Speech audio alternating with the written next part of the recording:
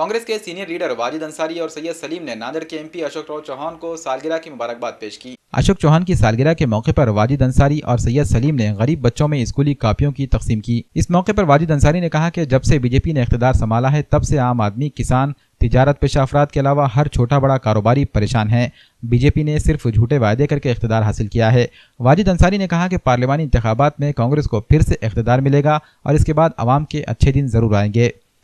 महाराष्ट्र की आन बान शान विकास की पहचान आदरणीय अशोक चौहान साहब का आज तहे दिल से हम खैर मकदम करते हैं और आज उनके जन्मदिन के अवसर पर दिल की गहराइयों से मुबारकबाद देते हैं कि अल्हम्दुलिल्लाह उन्होंने बहुत ही सादगी से आज अपना जन्मदिन मनाया।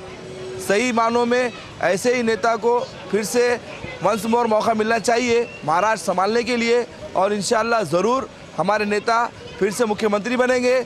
और आज हम उनको साथ में ये भी बधाई देते हैं कि राहुल जी जो मेहनत कर रहे हैं आने वाले वक्त में 2019 में इंशाअल्लाह वो फिर से उनको चांस मिलेगा और प्रधानमंत्री बनेंगे और पूरे देश में कांग्रेस की हुकूमत होगी, कांग्रेस का परचम लहराएगा। आज हमने अशोक चौहान साहब को दिल की गहराइयों से मुबारकबाद दी है कि आप फिर से मुख्यमंत्री बने और सभी कार्यकर्ताओं को दिल की गहराइयों से मुबारकबाद देते हैं कि उन्होंने जो आकर के यहाँ पर वक्त दिया।